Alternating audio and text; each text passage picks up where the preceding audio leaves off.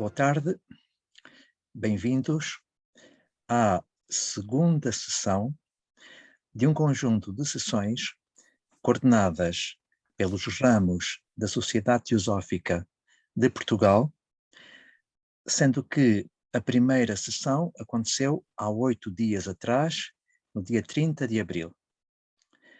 A de hoje está a cargo do ramo Maitreya e, portanto, acolhemos com um abraço muito afetuoso todos os participantes e os 5 ilustres palestrantes de hoje que vão partilhar conosco as suas reflexões acerca de temas de caráter teosófico, obviamente, mas bastante diversificados. Esses 5 palestrantes são amigos próximos e são eles nossa amiga Ana Maria Coelho de Sousa, a nossa amiga Helena dos Santos e Anjos, o nosso amigo Manuel Cavaco Nunes e os nossos amigos Rosa Duarte e Manuel Duarte, todos membros do ramo Maitreya. Temos também conosco o atual coordenador deste mesmo ramo, o nosso amigo Francisco Mestre Gonçalves. Bem-vindos a esta sessão e agradecemos desde já a vossa disponibilidade para estar conosco e, portanto, promover esta aproximação entre todos nós. Antes de começarmos a sessão propriamente dita, vou dirigir-me à nossa amiga Maria de Lourdes Simões, no sentido de lhe pedir o favor de partilhar conosco algumas palavras no contexto destas sessões. Estou a dirigir-me diretamente à Maria de Lourdes Simões, porque durante cerca de 7 anos assumiu de uma forma exemplar a coordenação do ramo Maitreya. Peço à nossa amiga Maria de Lourdes Simões que nos diga aquilo que lhe parecer bem. Lourdes, muito boa tarde. Foi sem dúvida um trabalho muito, muito rico que eu exerci no ramo Maitreya, mas não foi sozinha, tive todo um grupo que me ajudou no estudo, no trabalho, porque é precisamente isso um ramo. Um ramo é um grupo de pessoas que se reúnem para trabalhar, para estudar e em conjunto realmente aprendermos, porque o grupo é essencial na nossa aprendizagem, porque cada um tem a sua tónica, cada um tem uma forma de ver uma face da verdade que vai enriquecer o todo. Uns são mais místicos, mais filosóficos, uns mais práticos, e todos são necessários para que realmente uma reunião funcione bem. Isto foi uma das coisas que eu aprendi e senti, também fiz para mim própria, que é o sentir do outro. Muitas vezes aquele que tem mais dificuldade de falar, estarmos atenta, não em nós falarmos, mas ajudarmos o irmão que está ao nosso lado a se expressar. Muitas vezes, na sua dificuldade, quando nos consegue dizer alguma coisa, é extremamente enriquecedor. E eu acho que o ramo é precisamente isso. É para conseguirmos dar palavra a todos, para que todos possam expressar na sua forma, que acaba por ser muito revelador, muitas vezes quando as pessoas falam, porque há pessoas que são muito caladas, e eu tive experiência, por exemplo, de uma pessoa que normalmente não fala, mas tive sempre muitas conversas com ela, extremamente ricas e de uma grande, grande profundidade. E eu acho que o ramo seguiu o nosso querido amigo Francisco, que está muito, muito bem. Aliás, eu agradeço-lhe imenso todo o trabalho que ele tem feito em prol do ramo, em prol do grupo, porque o trabalho dele é para o grupo, é para o todo. E é precisamente isso que nós todos temos que fazer. É o grupo, o todo é que é o importante. Não é o eu, é o todo. Esta é a minha mensagem, porque foi aquilo que eu senti e é aquilo que eu acho que para mim é real. É o respeito por todos e por tudo e por toda a expressão que todos, a forma como cada um se expressa. porque todos têm algo a dizer, o grupo é que é importante e não é o eu, é o conjunto. E temos de trabalhar precisamente para o conjunto e não para o eu. E isso é que é importante. Muito obrigada. Muito obrigado, Lourdes. Estamos gratos pelas palavras resultantes de muita experiência teosófica e sábias, de facto sábias. Muito obrigado. Passo então a palavra ao nosso amigo Francisco Gonçalves, atual coordenador do ramo Maitreya. Francisco, faz favor. Boa tarde a todos. Antes de mais, quero agradecer as palavras simpáticas da Maria de Lourdes Simões. Muito obrigado. Eu também agradeço toda a colaboração e sempre que é necessário, está sempre pronta a ajudar. As minhas dúvidas, quando as coloco, são realmente resolvidas e atendidas da forma mais simpática possível. Em relação ao tema, portanto, à sessão de hoje, eu, na qualidade de coordenador do ramo Maitreya, portanto, pretendo agradecer a presença de todos e também agradecer ao Presidente da Sociedade Teosófica de Portugal, Carlos Guerra, portanto, esta iniciativa e a possibilidade de o ramo poder ter uma sessão pública e, de certa maneira, também é uma forma prática de informar como funcionam os ramos. Isto mais para as pessoas que eventualmente estivessem de novo. Mas o grande objetivo destas sessões é realmente promover a interação entre ramos. E isso é o que está a acontecer. Solicita-se a todos os presentes que, portanto, ao longo das apresentações, caso pretendam depois intervir, que tomem nota ao longo das 4 apresentações, que vão ser seguidas, portanto, são sequenciais, e depois na parte final haverá um espaço para perguntas e respostas. Eu vou passar, portanto, a identificar o tema e a pessoa que vai abordar esse tema pela ordem em que depois vai ocorrer. O tema que vai ser iniciado é o Jardim do Silêncio e vai ser, portanto, a leitura vai ser feita por Ana Maria Coelho de Sousa. Foi, portanto, ex-presidente da Sociedade Teosófica Portuguesa e é membro da Sociedade desde o dia 8 de maio de 86. Em segundo lugar, em relação ao tema, será conhecendo-me, reconhecendo-me através do outro. A leitura vai ser feita por Helena dos Anjos e Santos, membro da Sociedade Teosófica desde o dia 27 de janeiro de 2018. A seguir, em terceiro lugar, o tema será Comentários aos ciclos e ritmos da natureza. Será desenvolvido por Manuel dos Santos Cavaco Nunes e é membro da Sociedade Teosófica Portuguesa desde o dia 4 de julho de 84. Finalmente, portanto, em quarto lugar, o tema vai ser a fraternidade e vai ser desenvolvido por Rosa Maria da Silva Candeias Tavares Duarte e Manuel José Rama Duarte, ambos membros da Sociedade Teosófica desde o dia 18 de 3 de 2007.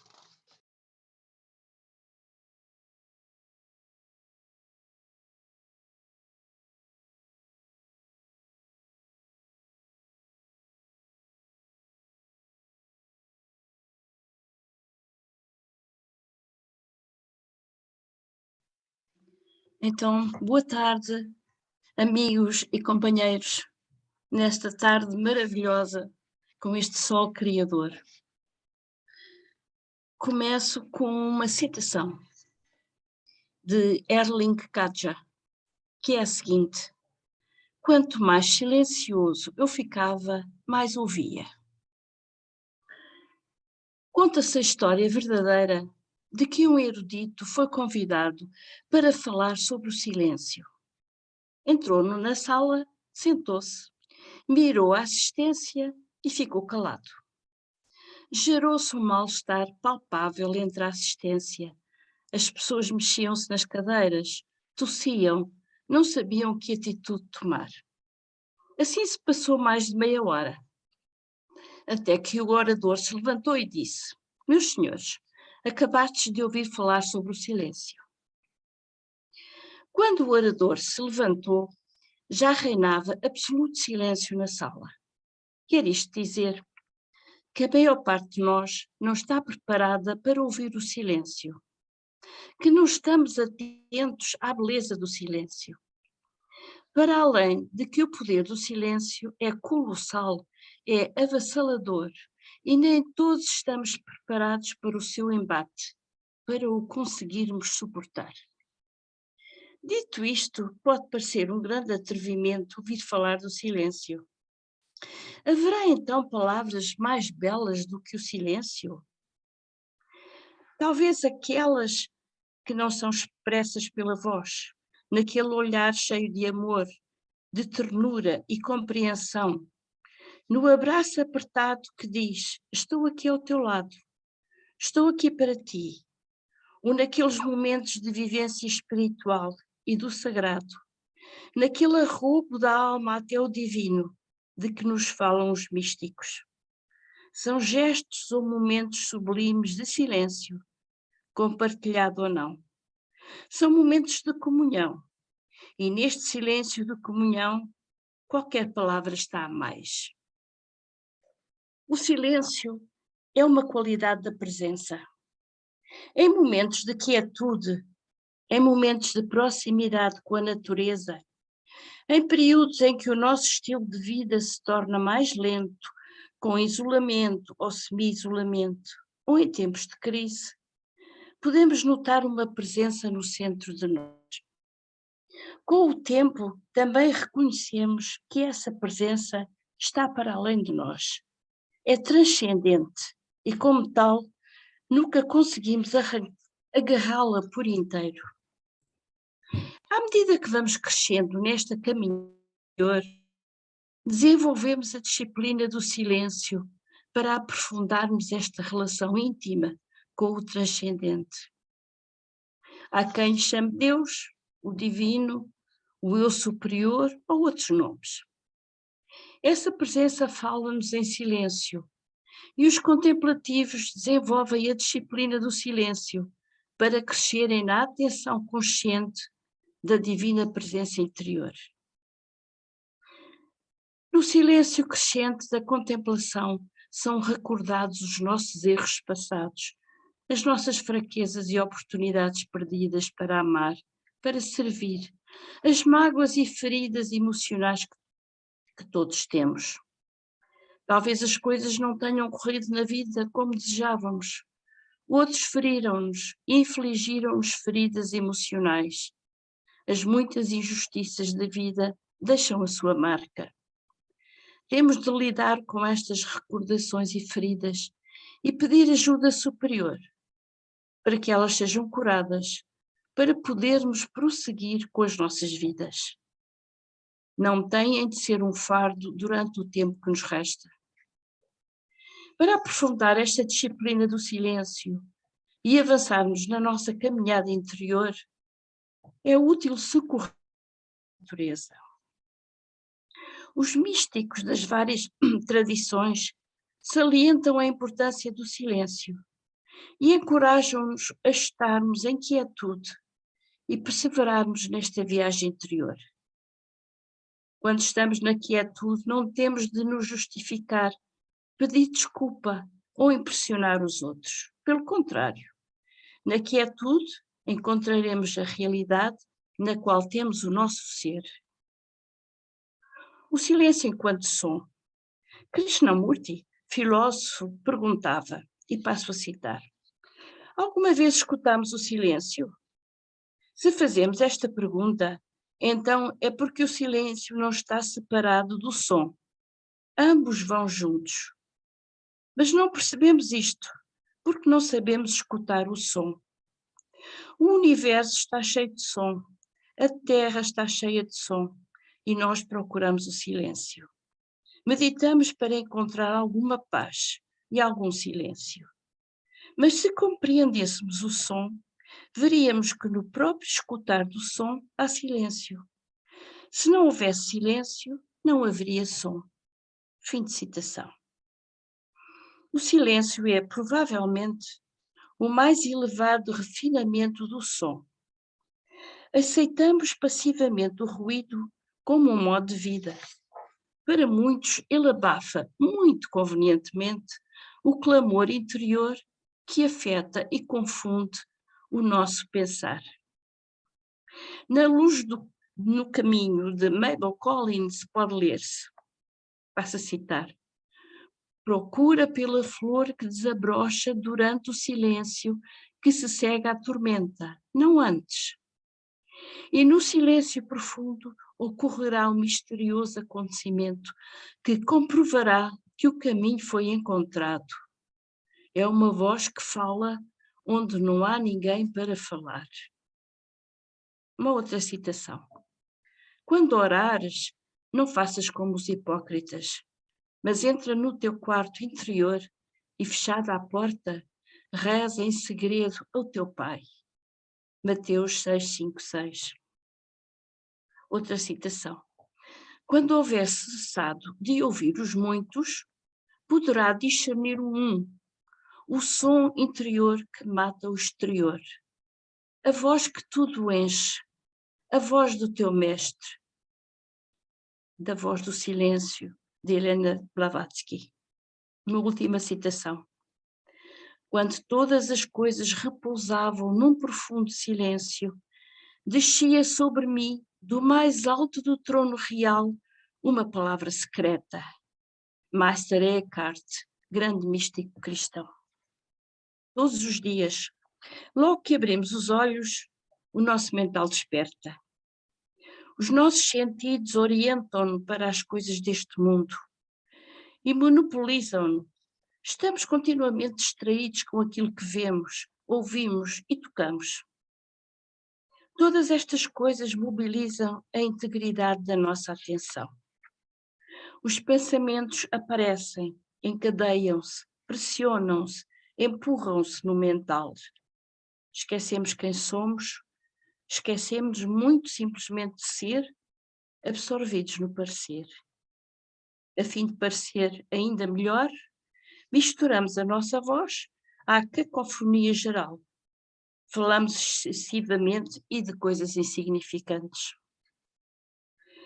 A disciplina espiritual repousa em primeiro lugar no silêncio vocal, que impede as palavras supérfluas, e em seguida no silêncio mental, que para a onda incessante dos pensamentos. O silêncio mental absoluto depende da experiência mística, e muito poucos de nós possuem suficiente maturidade espiritual para vivê-la.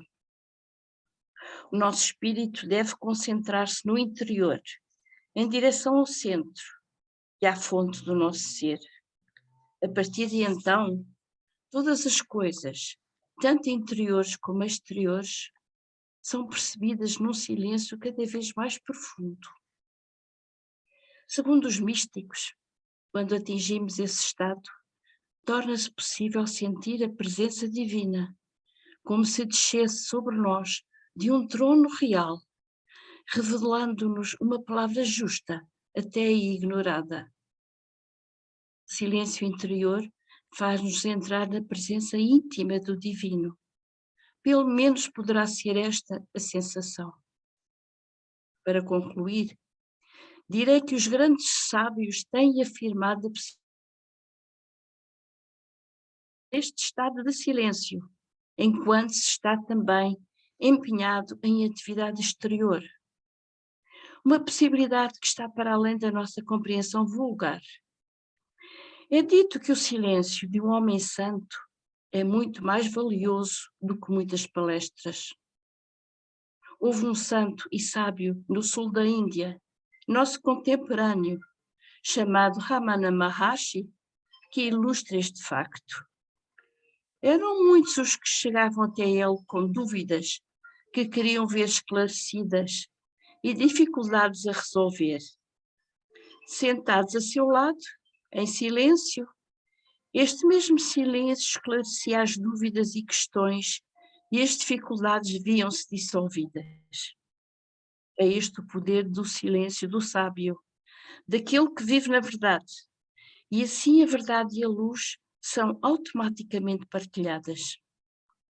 É bom acrescentar aqui que esta partilha existe desde que o receptor esteja preparado para a receber, isto é, se tenha esforçado por a merecer. Assim, conhecer, ousar, querer, e ficar em silêncio pode ser resumido como as virtudes primárias que todo o aspirante ao caminho deve esforçar-se por praticar. Aprendamos, então, a mergulhar no mais profundo de nós mesmos, a recolhermos-nos e aí a encontrar o abrigo, o refúgio que nos proporciona paz e silêncio.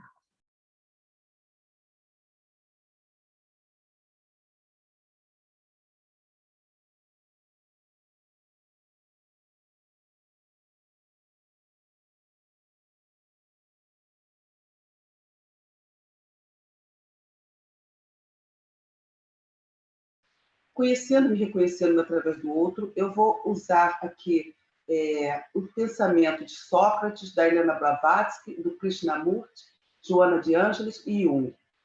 Provavelmente a única ordem que está aí trocada é a Joana de Ângelis, que vem ao final. Então, vamos falar primeiro sobre Sócrates. Sócrates diz: só sei que nada sei. Nós vemos que há uma mensagem que é atribuída ao deus Apolo, no templo do deus Apolo, que provavelmente é um dito popular da época, que quer dizer: conhece-te a ti mesmo e conhecerás o universo e os deuses. Então, essa frase, conhece-te a ti mesmo, é considerada um dos aforismos mais famosos da história. Essa expressão foi escrita no pórtico da entrada do templo do deus Apolo, em Delfos, na Grécia, no século IV a.C. Essa autoria é desconhecida, mas possivelmente acredita-se que tenha sido algum filósofo da época que tenha escrito. Ela é considerada como sendo uma mensagem do deus Apolo para todas as pessoas. Isso significa que a humanidade tem a tarefa de buscar o autoconhecimento a partir disso, alcançando também a verdade sobre o mundo. Sócrates era considerado o homem mais sábio da época, e ele, então, contestava essa declaração por achar que ele não sabia nada. Por esta razão, criou a famosa citação: só sei que nada sei, e desta forma resolveu procurar os sábios de Atenas para aprender sobre o conhecimento. Com essa busca, ele descobriu que os sábios gregos não tinham uma visão completa da realidade e ainda uma interpretação errada sobre o conhecimento. Assim, Sócrates entendeu que era o mais sábio por possuir o autoconhecimento e compreender a sua própria ignorância. O autoconhecimento era o ponto de partida para uma vida mais equilibrada e feliz. Para Sócrates, o ideal era investir em si mesmo, em busca da autoconsciência. Basicamente, conhecer a si mesmo para saber como modificar a sua relação para consigo, com os outros e com o mundo. A filosofia é guiada pela reflexão de olhar para dentro de si para encontrar todas as respostas, ou seja, conhece-te a ti mesmo e conhecerá o universo e os deuses. Isso é uma visão filosófica do autoconhecimento. Depois nós passamos para Jung. Antes disso, a gente tem aí o que é o autoconhecimento. O autoconhecimento pode ser considerado a consciência, uma autorreflexão, potencialidade, dificuldades, talentos, limites, autocontrole, comunicação assertiva, convivência harmoniosa. Tudo isso é um pouquinho do que é o autoconhecimento. E o conjunto disso talvez possa dar a gente a realidade do que é autoconhecer-se. Jung fala agora numa parte mais da psicologia como ciência, e ele diz o que é o autoconhecimento. Para Jung, o autoconhecimento é a individuação, a procura do si mesmo. Então, ele diz várias palavras como si mesmo, self e individuação. Nós temos uma imagem aí que eu poderia explicar depois, quando for nos comentários, que agora ficaria muito longo. Então, o si mesmo é o arquétipo central, quer dizer, uma construção central da psique humana, o princípio ordenador e unificador da totalidade da psique consciente e inconsciente, que atrai e harmoniza os demais arquétipos e suas atuações nos complexos na consciência. Sendo a maior autoridade psíquica, atua como a fonte criadora e reguladora de nossa vida psíquica. O si mesmo é a nossa essência. O bloqueio ou rompimento desta ligação pode causar doenças físicas ou psíquicas, ou mesmo a desestruturação. Todos buscamos, com maior ou menor grau de consciência, atingir o grau de desenvolvimento que nos permita ter um vislumbre de todo o nosso potencial, nossa completude, de tudo que nos faz ser únicos e, ao mesmo tempo, parte integrante de um todo. Jung chamou esta busca inerente a todo ser humano de individuação. Para alcançá-la, o indivíduo precisa diferenciar e integrar todas as instâncias psíquicas, eu, persona, anima ou ânimos e sombra, em relação a si mesmo e ao coletivo, atingindo assim o desenvolvimento espiritual e coletivo. A meta final de qualquer indivíduo é chegar a um estado de autorrealização, de profundo conhecimento do próprio eu. Alcançar a autorrealização depende da cooperação e estruturação do eu, pois depois de um longo processo de transformações internas, impõe-se o sacrifício do eu, que reconhece sua posição subordinada e está preparado para servir a totalidade, o si mesmo. É como se ele viesse numa fusão do que está fora, o que está dentro, e através do que está fora ele buscasse o que está dentro. Depois a gente pode falar melhor sobre isso. Vamos agora para o terceiro, que é Krishnamurti, o observador e o objeto observado. O processo do autoconhecimento através do relacionamento Krishnamurti. Então, Krishnamurti, ele coloca o observador e o observado como mesmo, sendo a mesma coisa. Então, vamos ver o que ele diz. Uma imagem como observador observa dúzias de outras imagens à sua volta e dentro de si mesmo e diz: eu gosto desta imagem, vou mantê-la, ou não gosto desta imagem e vou descartá-la. Mas o próprio observado foi construído pelas várias imagens que surgiram pela reação a várias outras imagens. É como se ele fosse diante de um espelho, se olhando, e vários espelhos fossem se olhando um espelho através do outro. Então, ele vai colocando várias imagens, só que essas imagens não estão puras, estão com várias outras questões que nós vamos ver aqui. Então, chegamos ao ponto que podemos dizer, o observador é também a imagem, apenas se separou e observa. A consciência de tudo isto, que é a verdadeira meditação, revelou que existe uma imagem central, formada por todas as outras imagens, e a imagem central, o observador, é o sensor, o experimentador, o avaliador, o juiz que quer conquistar ou subjugar as outras imagens, ou destruí-las completamente. As outras imagens são resultado de julgamentos, opiniões e conclusões do observador. E o observador é o resultado de todas as outras imagens. Portanto, o observador é o observado. É o observado. E desse centro que observo e faço meu julgamento, e assim o observador está separado da coisa que observa. É como se em algum momento eu estivesse dentro e fora de mim mesmo. Porém, o observador está percebendo mais do que uma só imagem. Ele cria milhares de imagens. Ora, o observador difere dessas imagens. Não é ele apenas outra imagem?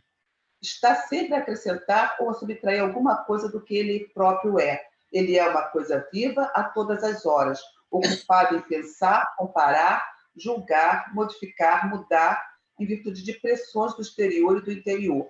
Vive no campo da consciência, que são seus próprios conhecimentos, as influências e avaliações inumeráveis.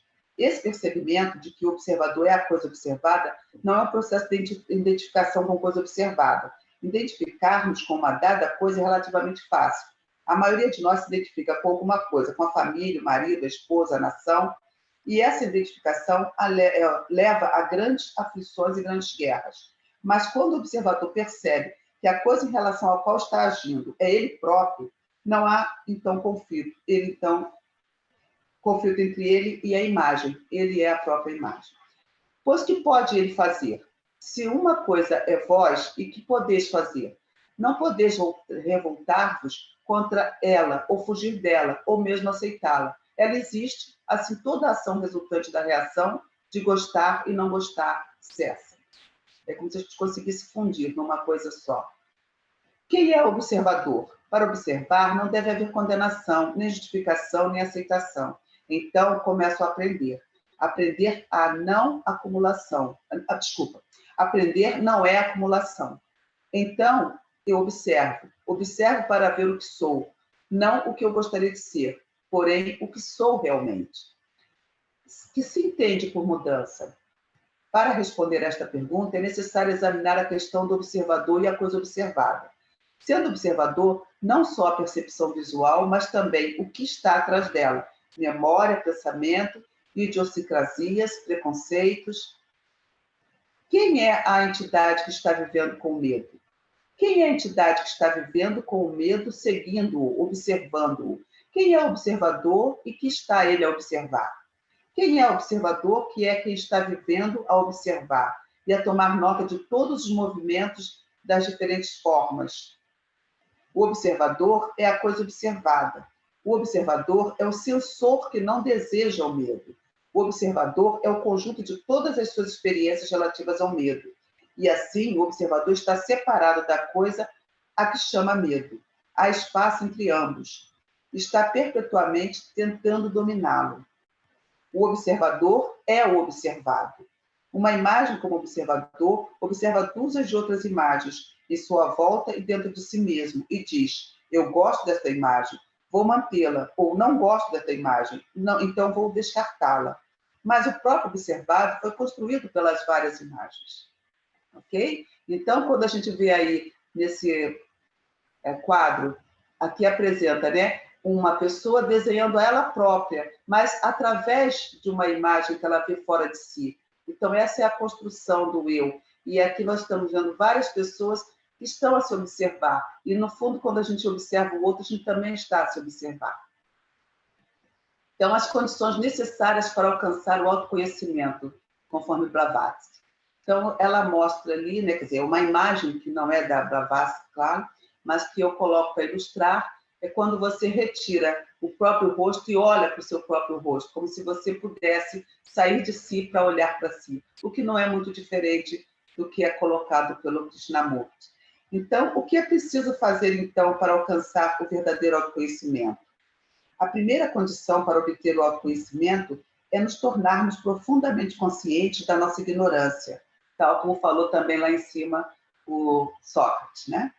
Sentir com cada fibra do nosso coração que somos incessantemente auto-iludidos.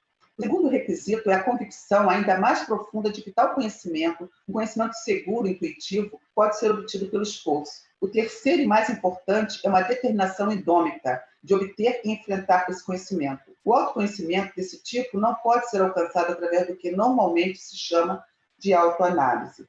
Ele não é obtido pelo raciocínio ou por qualquer processo cerebral, porque ele é o despertar da consciência da natureza divina no ser humano.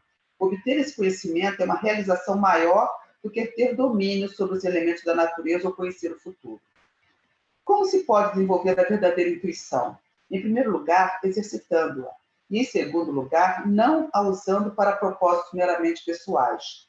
Exercitá-la significa que ela deve ser seguida através de erros e derrotas, até que, a partir das tentativas sinceras de usá-la, ela adquire força própria. Isso não significa que podemos fazer coisas erradas e deixar os resultados de lado, mas quer dizer que, estabelecendo nossa consciência sobre uma base correta, pela adoção da regra de ouro, nós abrimos espaço para a intuição e aumentamos a sua força. Inevitavelmente, no início cometeremos erros, mas se formos sinceros em seguida, a intuição brilhará com mais clareza e não errará. Deveríamos acrescentar o estudo das obras daqueles que trilharam esse caminho no passado e descobriram o que é real e o que não é. Eles dizem que o eu superior é a única realidade. O cérebro deve ter acesso a visões mais amplas da vida.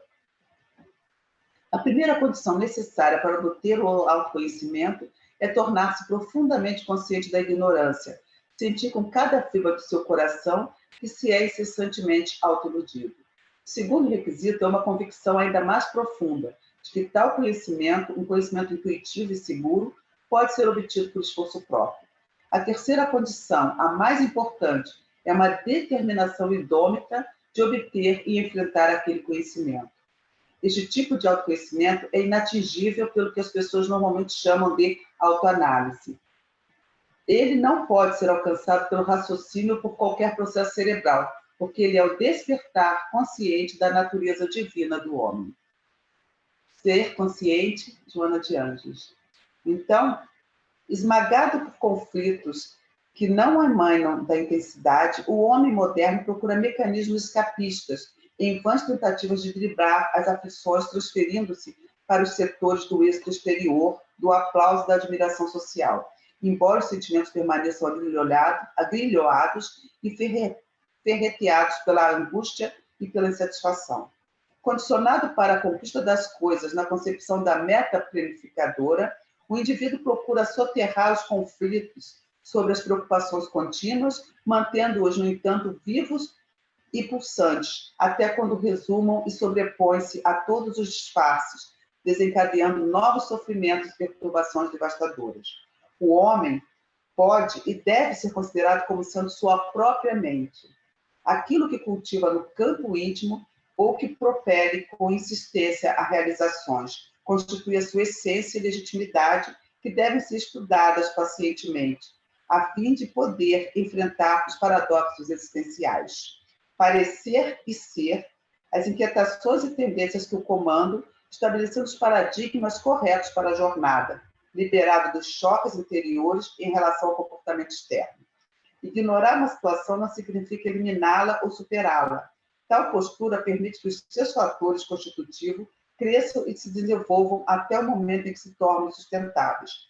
Chamando a atenção para enfrentá-los, o mesmo ocorre com os conflitos psicológicos. Estão presentes no homem que, invariavelmente, não lhes dá valor, evitando deter-se neles, analisar a própria fragilidade, de modo a encontrar os recursos que neles facultem diluí-los. Enraizados profundamente, apresentam-se na consciência sob disfarces diferentes, desde os simples complexos de inferioridade, os narcisismos, a agressividade, a culpa, a timidez, até os estados graves de alienação mental. O ser consciente deve trabalhar-se sempre, partindo do ponto inicial da sua realidade psicológica, aceitando-se como é e aprimorando-se sem cessar. Somente consegue essa lucidez aquele que se autoanalise, dispondo a encontrar-se sem máscara, sem deterioração. Para isso, não se julga nem se justifica, não se acusa nem se culpa, apenas descobre-se. Então, agora nós temos aí o self, a área nobre do ser é fulcro de inspirações divinas, onde se estabelecem os paradigmas orientadores do processo de evolução, Joana de Ângeles. E a consciência plena é o ego equilibrado ante o self consciente. Iluminado, já não existe no ser o ego separado do self, mas uma perfeita integração de ambos num processo de cristificação infinita.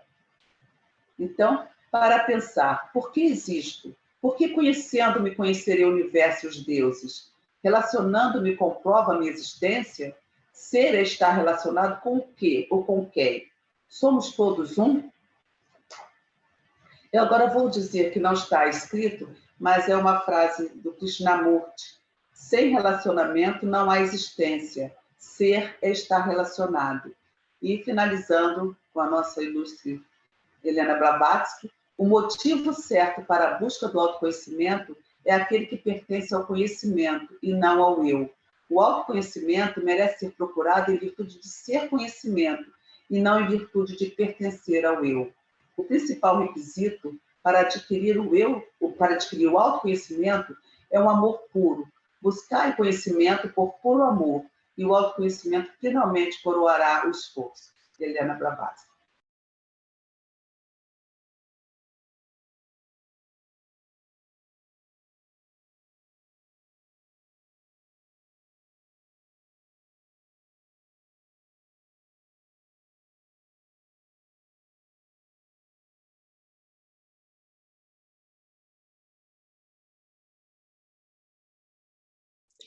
Comentários ou ritmos e ciclos da natureza.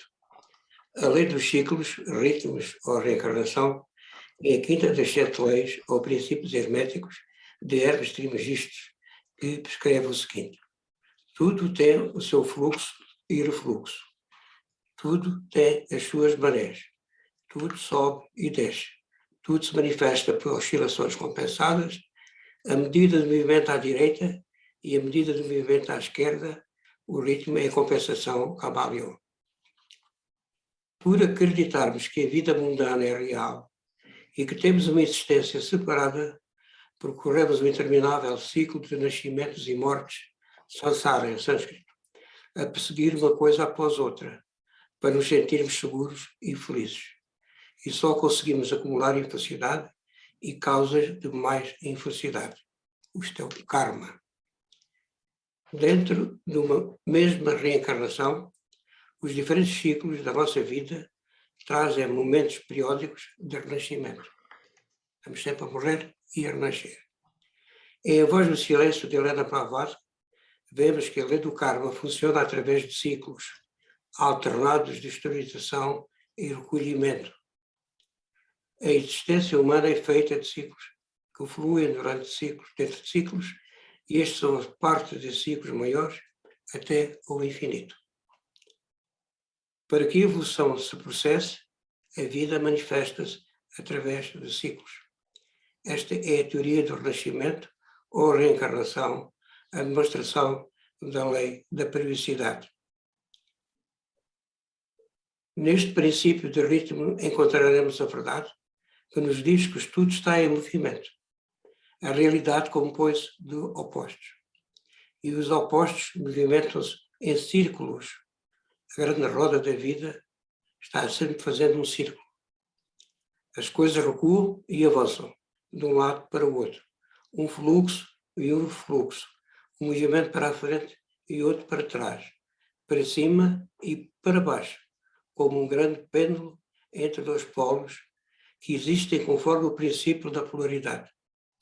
Isto acontece nas coisas do universo, nos sóis, nos mundos, nos homens, nos animais, na mente, na energia e na matéria. Tudo no universo tem um ritmo e um ciclo. O ritmo é a compensação. O movimento contrabalança o outro. A evolução dos acontecimentos, seja da humanidade, seja tudo o que existe na natureza, processa-se em ciclos. A lei do pêndulo rege toda a humanidade e nos leva de um extremo para o outro, da alegria à tristeza, da riqueza à pobreza, etc. Temos de aprender a situar-nos no momento presente, no equilíbrio entre os opostos. O ritmo comanda a vida porque é necessário, porque assim seja, para que haja equilíbrio. Os mestres do hermetismo sabem como elevar-se acima das partes negativas de um ciclo e nunca permitem que as mesmas penetrem em sua consciência. A chave para dominar essa lei está na busca do equilíbrio. Não permite que as emoções só oscilem muito para cima e para baixo. E, por outro lado, também é importante contrabalançar os pratos da balança entre as nossas emoções e também entre os nossos pensamentos. Equilibrar as emoções com os pensamentos. O cosmo obedece à lei do ritmo. Tudo é ritmo no universo e o ser humano também pertence a este grande ritmo cósmico.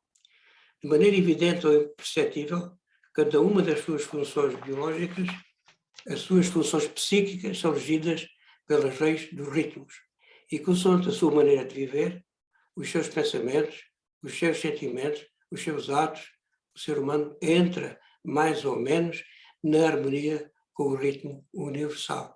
A lei que rege, a lei mais importante do universo é justamente a lei do equilíbrio e da harmonia universal.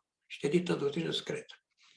Tudo é cíclico, tudo tem o seu tempo, fluxo e refluxo, vida e morte, expiração e inspiração, expansão e contração, semeadura e colheita, choros e sorrisos, vazio e plenitude.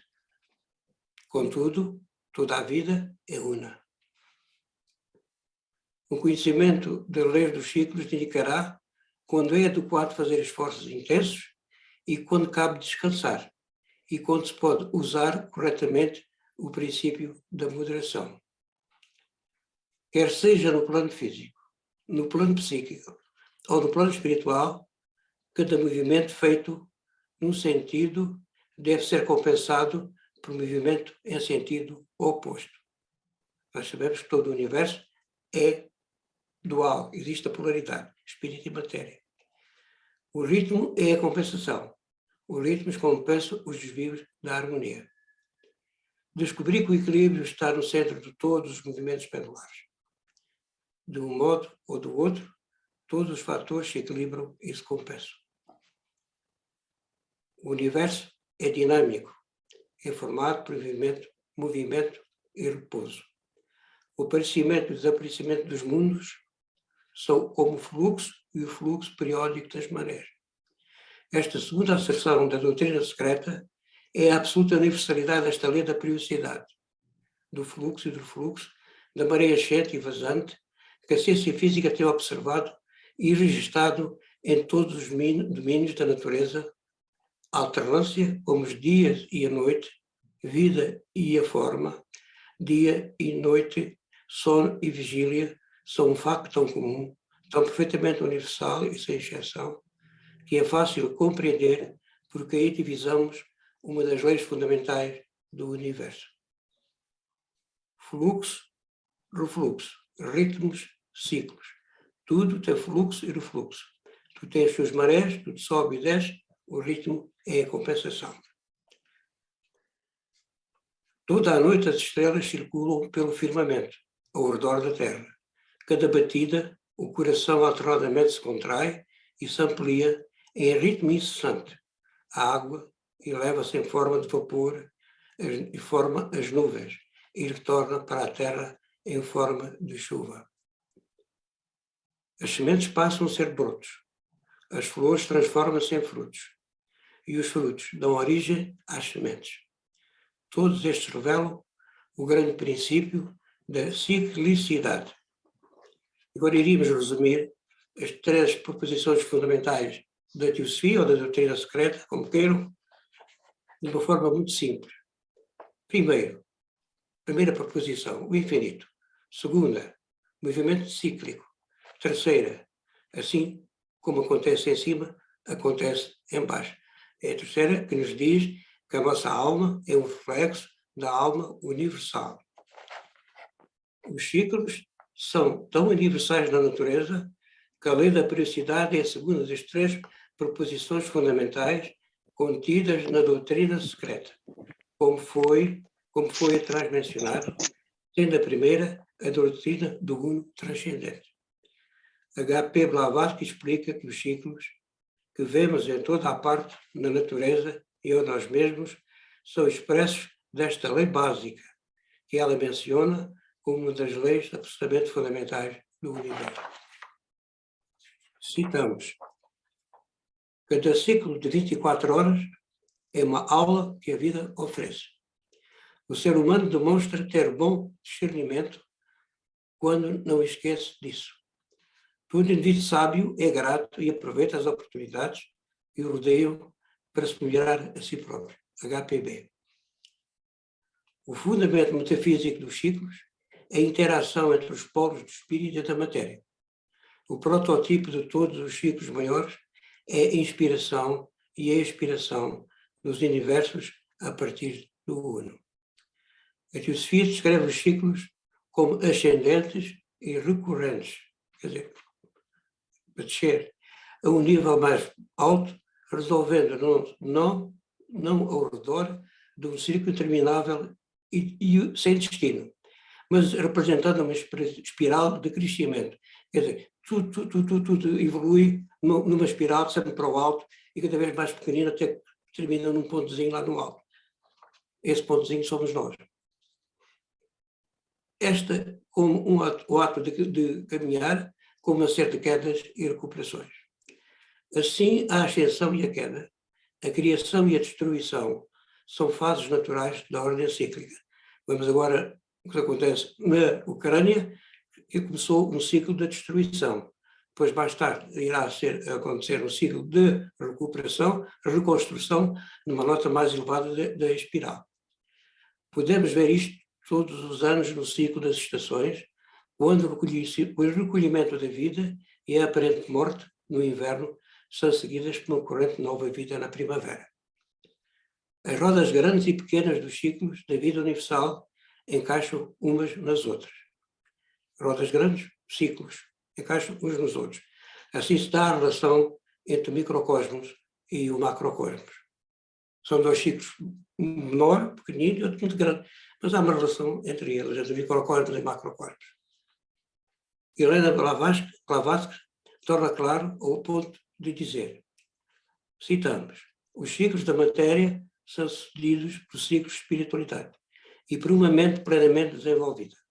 A humanidade é filha do destino cíclico e nenhuma das suas unidades pode escapar da sua missão inconsciente ou libertar-se do fardo do seu trabalho cooperativo com a natureza. Assim, a humanidade, raça após raça, cumprirá a sua peregrinação cíclica pré-estabelecida. Fim de citação. Os ciclos repetem-se, mas nunca são iguais, pois a evolução é uma espiral cíclica verticalizada para o alto, para cima. Daí que o futuro acaba por ser o passado redimido e o passado liga-se a um futuro que o transcende e o realizará. Quando a noite cai, um pequeno ciclo termina. Ao raiar do sol, outro dia nasce, que nos prepara para o desenvolvimento de novas possibilidades. É uma ilusão pensar que a vida é sempre igual. Tanto os ciclos pequenos como os maiores transportam-nos para o desenvolvimento da consciência. O novo ciclo conduz a vida do peregrino para uma nota mais elevada da espiral evolutiva.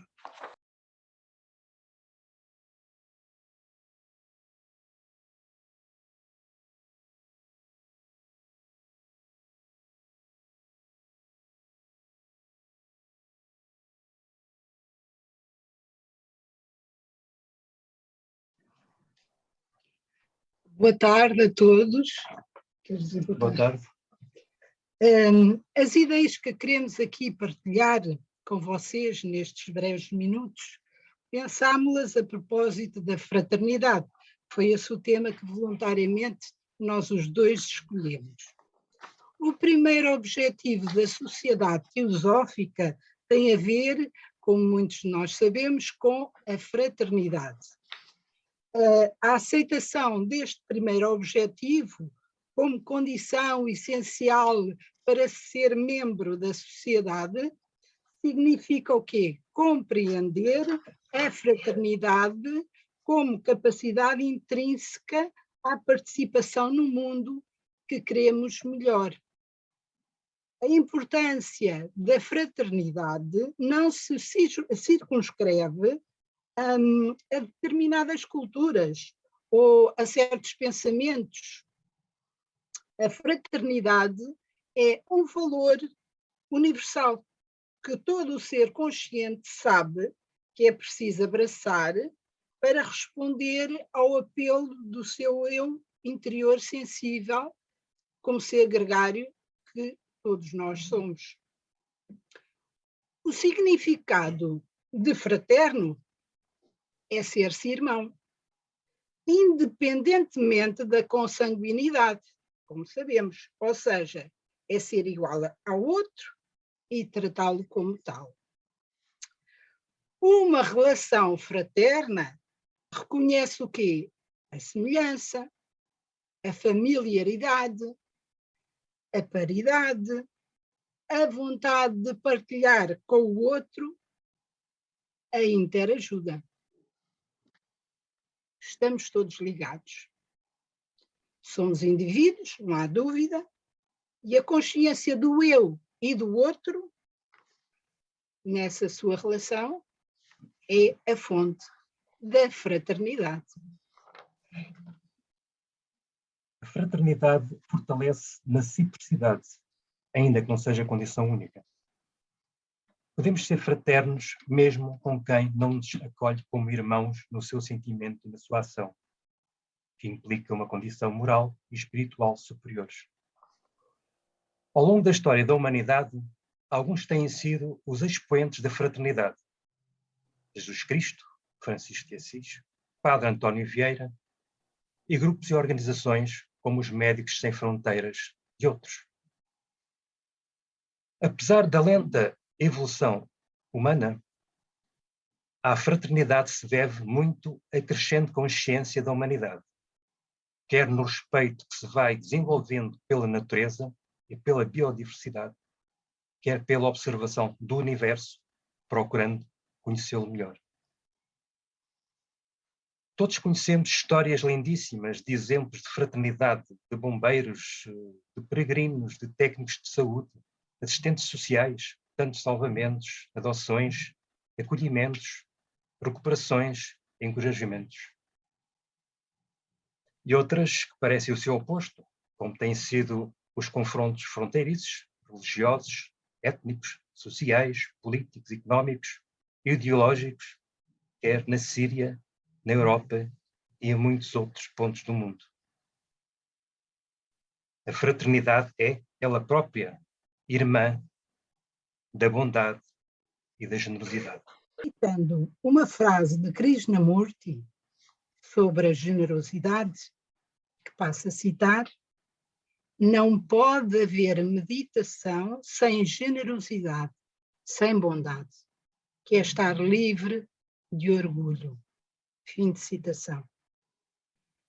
Quando a fraternidade está presente, ela é tanto mais forte quanto maior a igualdade entre os pares, entre os povos. A fraternidade exige humildade e observação do eu e do outro, num gesto de compreensão e acolhimento. Por isso, a fraternidade é também essencial à criação artística. Por quê? Porque exige uma relação de proximidade entre o ser e o mundo.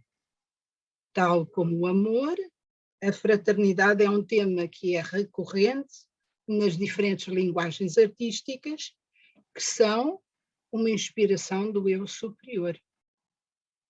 Assim, poderia dar imensos exemplos, mas escolhemos a poesia de José Afonso, o Diário de Sebastião da Gama e tantas outras manifestações artísticas de todos os povos ao longo da história das civilizações humanas.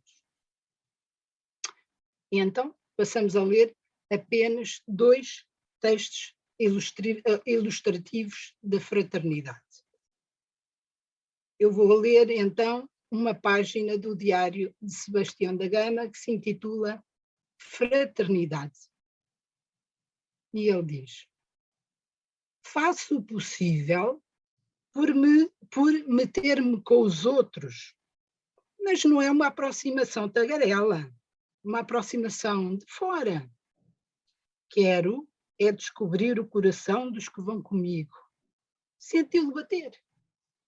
Andamos no mundo quase todos como se fôssemos desconhecidos uns dos outros. E eu não quero que haja desconhecidos. Quero amor. Quero a mesa aberta. Quero a sinceridade e o abraço. Quero estar à mesa do pobre, sem ser por atitude calculada, antes porque o coração me pede. Quero estar à mesa do rico, à minha vontade. Quando o pobre não percebeu isto, eu saí. Saí quando o rico não percebeu isto. Eis porque a cidade às vezes me faz impressão. Na aldeia, a gente dá os bons dias a quem passa. A gente sabe quem está doente e empresta um termómetro. E empresta o que for preciso. Todos falamos com todos. Todos nos importamos com todos. As caras são todas conhecidas. Já na cidade não é assim. Depois de 2 ou 3 amigos do coração, ao exército de amigos do café e das pessoas que a profissão nos obriga a conhecer, o resto do povo, e mesmo todos os que não são os amigos do coração, estão longe de nós. Não convivem verdadeiramente connosco. Eu queria que se pedisse uma informação a um polícia. Onde fica tal rua? A um sujeito que passa, é capaz de me dizer as horas? Ao empregado da loja, ao médico, ao preto do Cais do Sodré, como quem fala a um irmão, convivendo, amando, e não como quem procura na lista, o número de um telefone. Fim de página. E agora o Manel escolheu aqui um poema de José Afonso. Amigo, maior que o pensamento, por essa estrada amigo vem. Não percas tempo, que o vento é meu amigo também.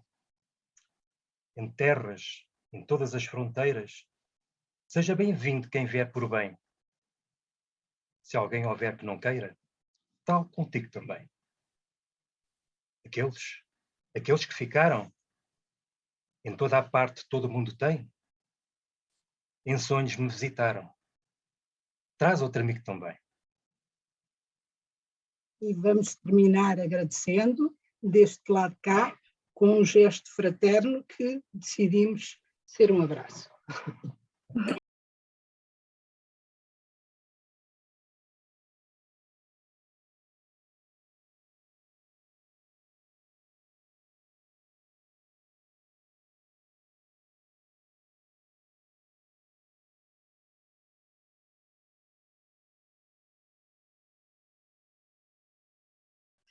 As intervenções que nós tivemos semana passada, do ramo Lótus Branco e do ramo Cutumi.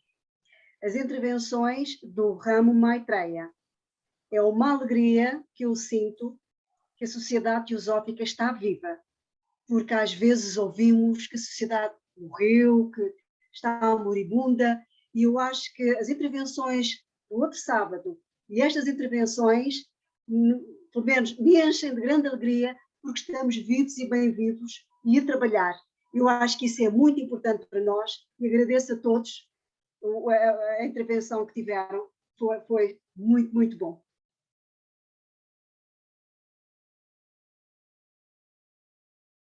Bem, antes de mais nada, queríamos, claro, ecoar a alegria profunda da Maria de Lourdes Simões, porque também achamos, como ela, que é fantástico verificar que todas as pessoas estão igualmente empenhadas, muitas delas muito ativas, outras ativas de outra forma, em silêncio, e como dizia a nossa querida Ana Maria Coelho de Sousa, às vezes no silêncio também se faz muito, e por isso os que não fazem palestras também estão a contribuir.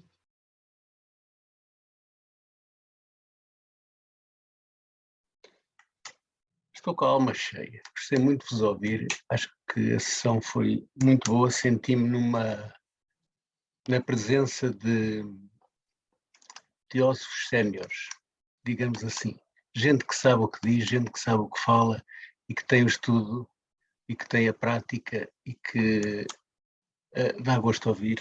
Estou mesmo de alma cheia, gostei muito de todos. No entanto, uma das apresentações, e não desprimando ninguém, me encheu sobremaneira a alma e que me fez um bocado viajar. E estou-me a falar diretamente para o Jardim do Silêncio da Ana Maria Coelho de Sousa.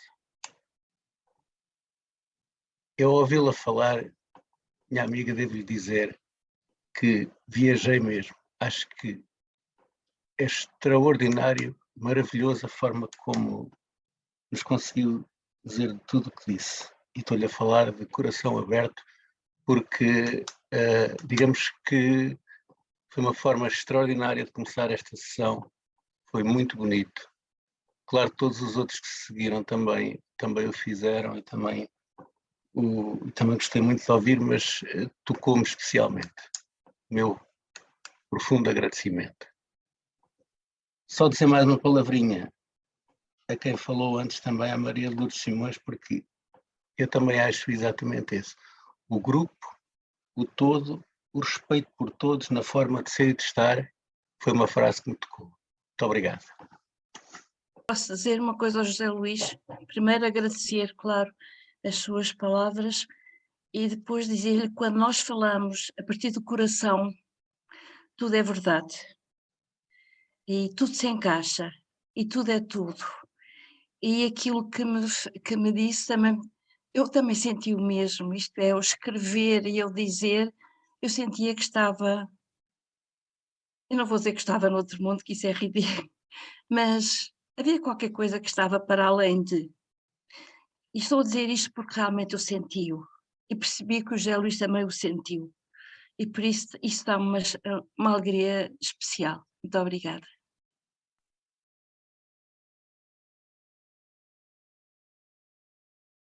Boa tarde a todos.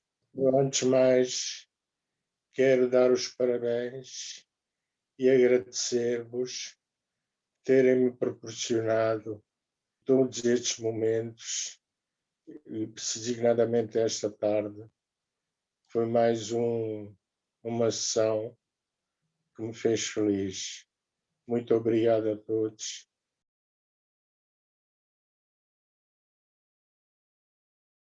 Da vez passada foi o José Luís que fez assim uma espécie de uma rápida síntese. E hoje poder-se-ia dizer que passámos do Jardim do Silêncio da Ana Maria para o Jardim do Autoconhecimento que nos foi trazido pela Helena Anjos Santos. E depois passámos com o Manuel Cavaco Nunes para o Jardim dos Ciclos. E finalmente, com a Rosa e o Manuel, passámos para o Jardim da Fraternidade, que tinha no centro um coreto, onde estava uma banda a tocar música do Zeca Afonso.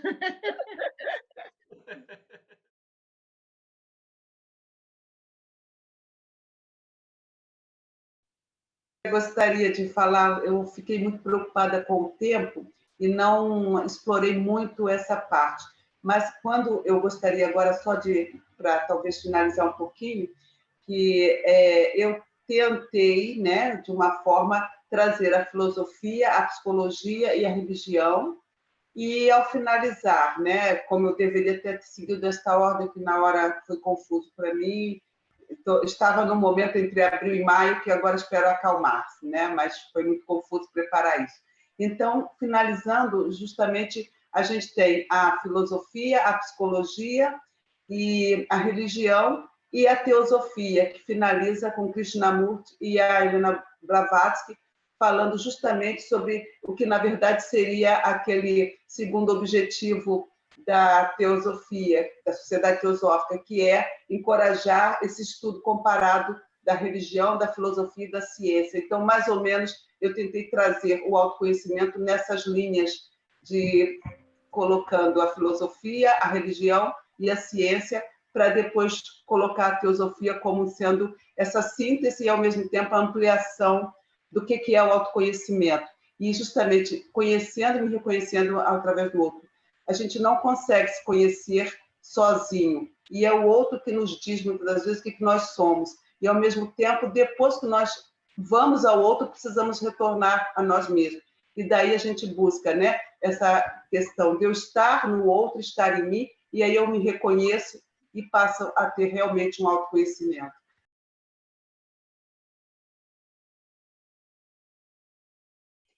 Quero expressar uma especial gratidão a todos, não só aos palestrantes, mas a todos os presentes, por me acolherem aqui hoje mais uma vez. Achei fantástica a unidade que agora a Isabel Nobre expressou, unindo todas as palestras com a palavra jardim, e gostava de terminar este meu comentário com a palavra de excelência para todos os palestrantes. Para mim foi muitíssimo bom. Como já alguém aqui disse, fiquei de alma plena, cheia. Ocorreu-me neste momento, depois de vos ouvir falar a todos, citar um grupo que se chama The Secret Garden, o Jardim Secreto, que estará ao acesso de todos, se assim pesquisarem no YouTube. Todos estes jardins me parece serem jardins secretos, ou seja, os jardins que a Isabel Nobre mencionou em todas as palestras, concordo plenamente, são todos jardins secretos e, como tal, bebem completamente de toda a nossa teosofia, não é? Naquela medida em que, de facto, estamos a tratar de aspectos ocultistas que nós tentamos tocar, que nós tentamos atingir. Alguns conseguem, como a Ana Souza, de uma forma lindíssima, fez, eu diria, passa-se a uma outra dimensão, quando o silêncio penetra em nós, de facto, e todas as outras palestras também apontam para essa outra dimensão que nós experienciamos, às vezes muito ao de leve, outras vezes mais alongadamente. Este tal grupo de Secret Garden, eles têm uma composição particularmente bonita para aquilo que eu também senti nestas vossas palestras. Senti-me iluminada. E é de facto uma composição deles, Illumination. Esse vídeo do YouTube tem pinturas lindíssimas, mandalas de vários artistas. E é uma delícia ouvir-se. Para mim foi uma iluminação toda esta tarde. Para mim é o significado que tem toda esta reunião, iluminação.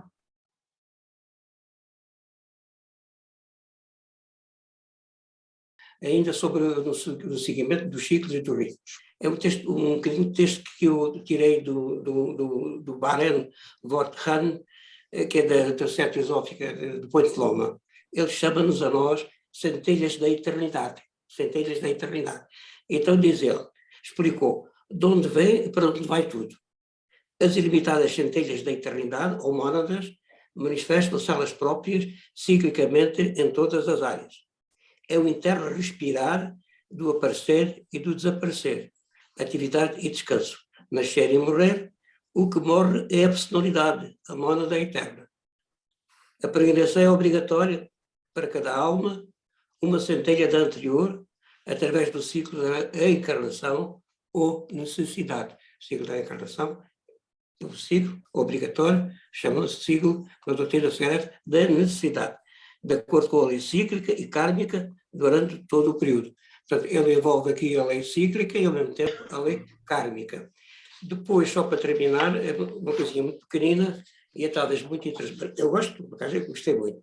As 3 proposições da doutrina secreta, também chamadas as 3 proposições da teosofia, é evidente que ali é o princípio e praticamente o fim de toda a teosofia e de toda a doutrina secreta. Pronto. Mas ela pode ser muito simplificada. E então, no Evangelho, não é de São Tomé, o Evangelho Apócrifo de Tomé é um evangelho muito interessante, que eu tenho até com a tradução do doutor, do nome brasileiro, Raul Branco, e então tiramos lá o seguinte, diz o seguinte. Aliás, isto o doutor Humberto Costa valorizava muito este aspecto. E então, relacionado, portanto, com isto, eu iria dizer, hipnose. A primeira proposição fundamental está relacionada com a absoluta unidade que subjaz ao mundo fenoménico. A segunda proposição está relacionada com este mundo e a ordem cíclica dele. A terceira proposição está comparada com o relacionamento entre a unidade absoluta e o mundo manifestado. O que está em cima ou o que está em baixo. Particularmente ela está relacionada com os seres humanos como expressão desse relacionamento, portanto, com a parte superior, que é a alma suprema. E no concerne, concretamente, ao Evangelho de Tomé, que também é muito interessante, é assim perguntado. Primeira proposição. Proposição do ser. Viemos da luz, onde a luz faz por si mesma. Segunda proposição da periodicidade, que é a que temos estado a tratar. Qual é o sinal do Pai que está em vós? É movimento e repouso. Bem, vou falar daqui, movimento e repouso. Depois a terceira proposição da identidade essencial, da nossa alma com a alma suprema, identidade essencial, é perguntado, quem sois? Quem sois? E resposta, somos os eleitos do Pai, o vivo, o reflexo da alma divina que em nós mora. Ponto final. Centelha divina. Isto está no Evangelho de Tomé. O Evangelho de Tomé retrata de uma forma muito simples e de uma forma mais mística, digamos assim, as 3 proposições da doutrina secreta.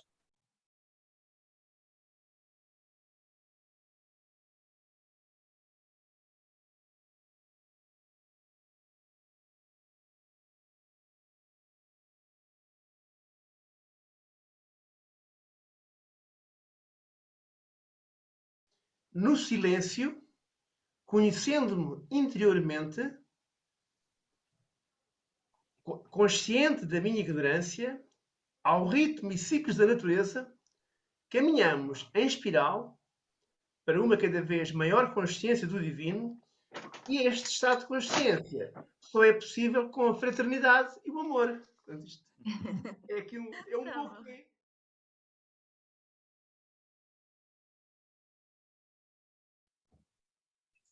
Não há jardim que não tenha um porteiro. Um porteiro zeloso abre o jardim e tem que o fechar. Digamos que deste jardim eu sou, de uma forma fraterna, o porteiro. Além de abrir e fechar o jardim, o porteiro pode ainda ter o papel de, antes dele próprio sair do jardim, verificar se todas as flores ficaram bem no espaço visitado ao longo da tarde por tantos transeuntes. Como porteiro, abri a porta do jardim, o portão, vou ter que fechá-lo e, olhando para as flores, as diferentes flores deste jardim, olho-as com uma admiração muito grande, com um orgulho muito grande por ser, neste momento, o porteiro deste jardim e por ter esta possibilidade de manter todas as flores que dele fazem parte. De facto é excepcional podermos estar juntos.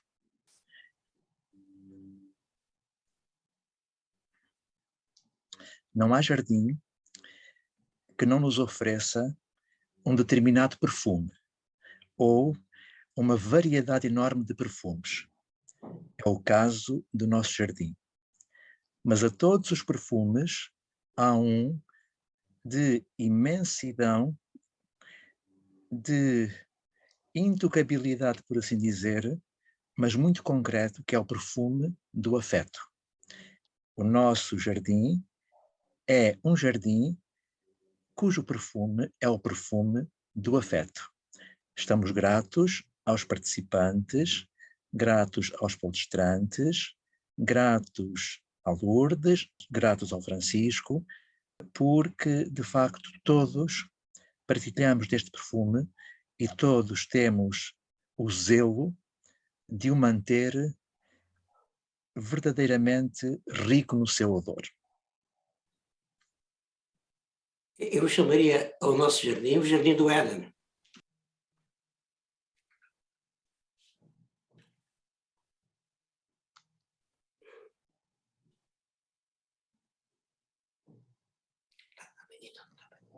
Muito obrigado a todos. Está encerrado o Jardim do Éden. Obrigado a todos pela vossa presença. Obrigado.